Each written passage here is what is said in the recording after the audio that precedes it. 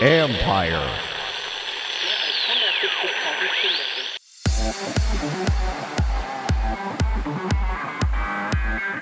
Betting integration takes another giant step. This is also where your question or your point about the latency comes in, because nothing is more annoying, especially for the fan or the user of the experience, than getting data information or getting a spoil on what is actually happening via some data insert. That's Patrick Mostboeck, Senior Vice President Audio Visual for Sportradar, where the NBA League Pass just got more versatile. This is the Future Sport Podcast. I'm Bram Weinstein.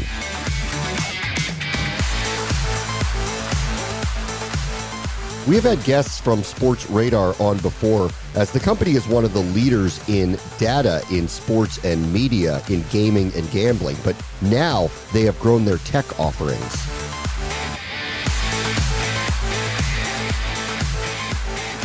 Our guest this week is Patrick Mostboeck. He's the Senior Vice President of Audio Visual with Sportradar. We've had Sportradar on before. We're having them on again to talk about a new initiative that they have with the National Basketball Association, where they launched an enhanced betting-related functionality within their League Pass called MBet. Patrick, thank you so much for joining us. Hey, Bram. Very good to be here. Thanks for taking the time. Tell me a little bit about MBet and what it does. So MBet is something we are very excited about from a product point of view. I think MBet has been announced from our end a couple of days ago together with the NBA. And what it does essentially is it integrates betting content directly into the NBA League Pass. And this not just as a one-off development or as a one-off integration, but really as a standardized approach, and therefore enables everyone who is interested in the NBA and equally in sports betting to have a standardized integration of this option.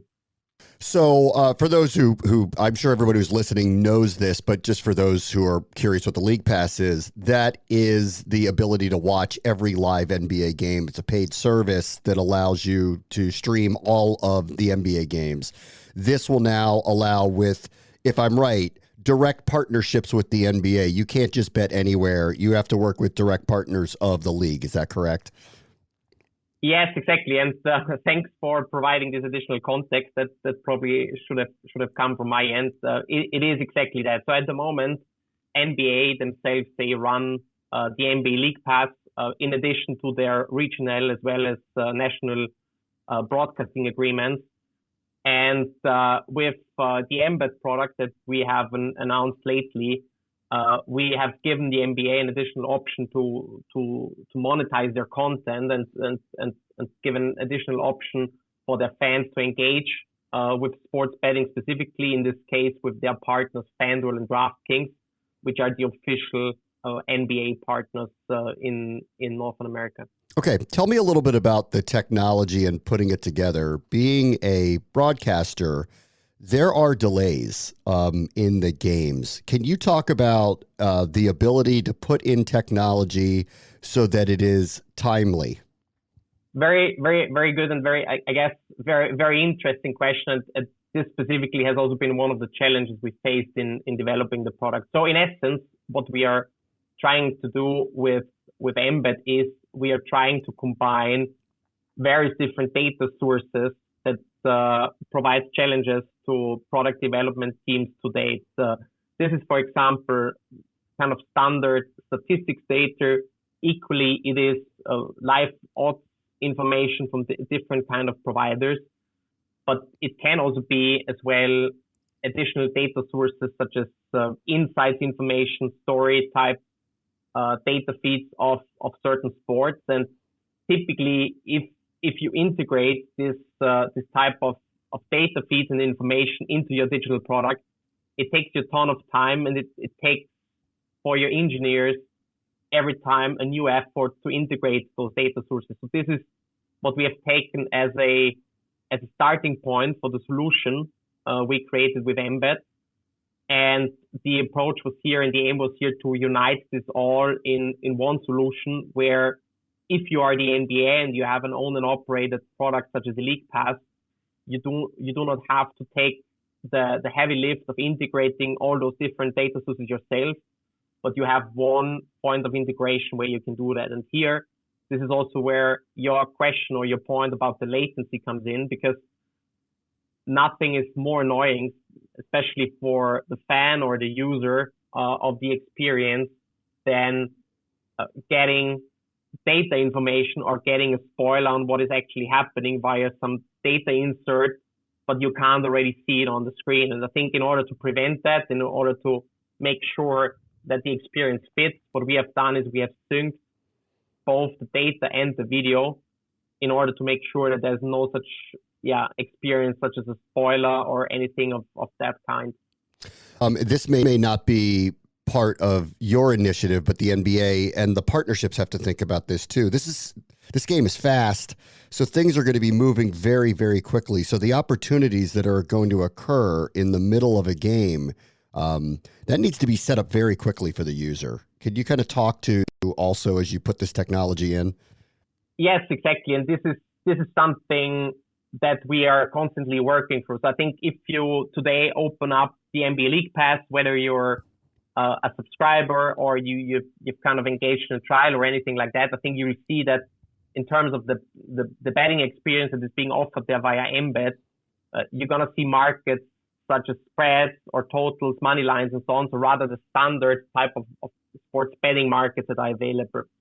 And here the reason is that we take those markets as a starting point, but step by step, what the joint objective between NBA and us is that we then also move towards faster pacing markets where we, exactly as you just outlined, go into markets that change quicker within a period of the game and are therefore more prone to really push the in-play betting or the micro betting as we call it, so the actions that really happen within the game. And in order to achieve that, yes, it is critically needed to have a low latency, but this is also why we tackle this challenge step by step rather than jumping right in, as I would say.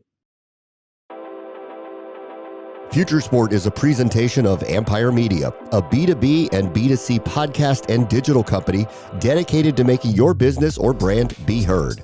Internal or external content creation that will have a lasting impact on your strategy, consulting, creation, and production, all to help you effectively communicate your message in any marketplace. Learn more at empiremedia.com, AMPIRE media.com. Let me talk to you a little bit about Sportradar and kind of the development of the company, if I can. When we last had you on, and what I, in the industry, have used Sportradar for is typically data points and statistical information. This is a technology-driven initiative that you're talking about, working with the leagues itself. Can you kind of take me through where the company is and what directions they are going? Yeah, more than happy to do that. So I think as a company, we are fully on the way to emerge from, as you say, providing sports data and related services to really provide value through productization of this data, but also adjacent areas and industries and products such as video streaming, for example. So I think what is really at the core of our business is being able to ingest and process and distribute data, specifically sports data, but also video streaming at scale on a global scale.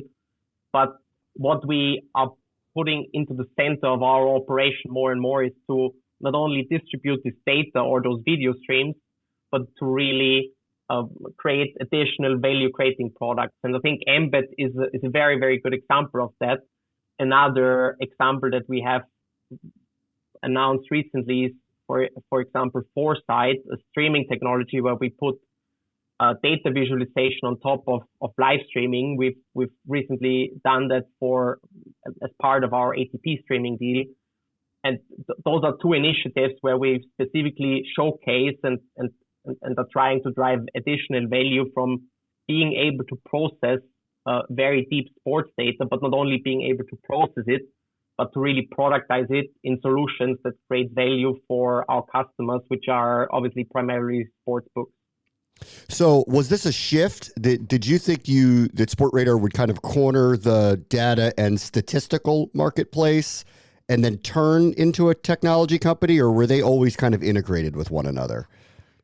I think in my perception as a long-term Sportradar employee, I'm with the company for a bit more than 10 years. In the meantime, I think we've always understood ourselves as an integrated technology company. I think obviously in taking the steps or the step-by-step approach, I think we are merging in this position or within our role here.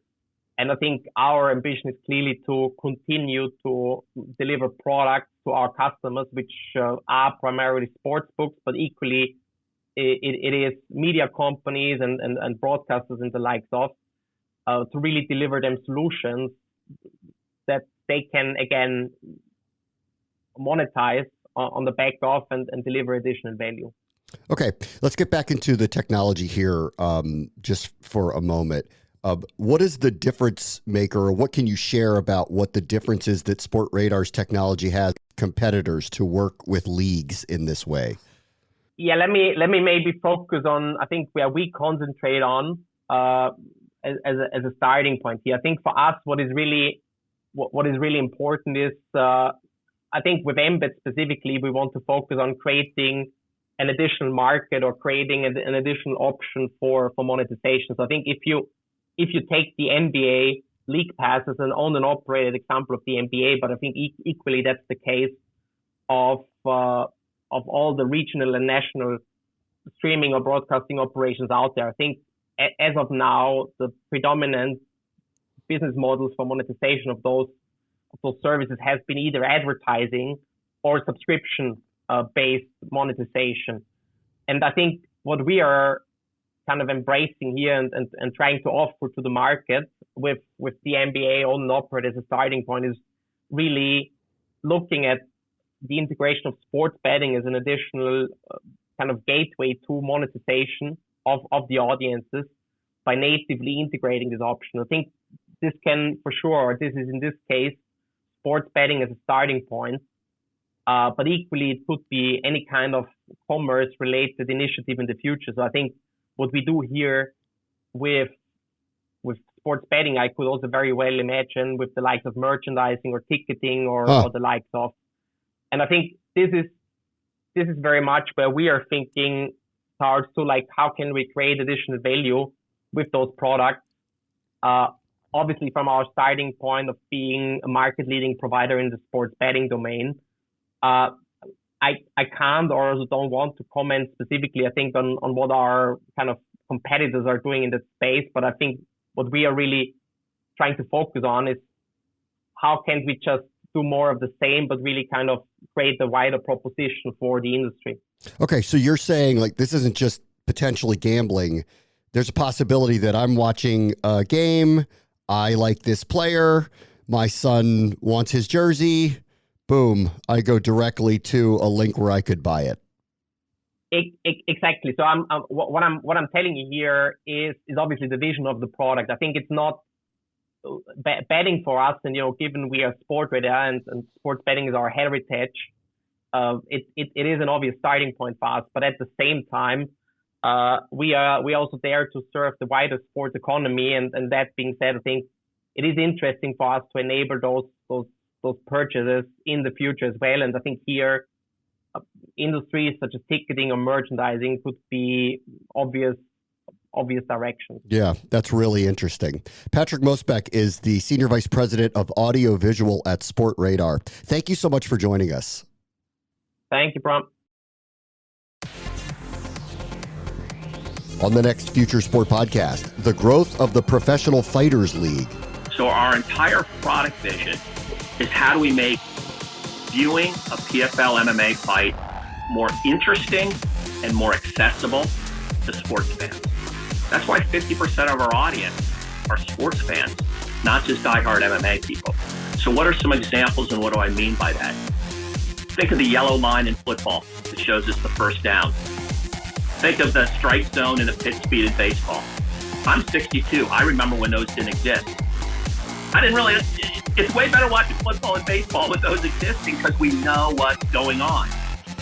Prior to PFL, those didn't exist in MMA. That's Don Davis, chairman and co-founder of the PFL. We'll talk the headwinds for the league in MMA and some incredible technological advances in the bout cage.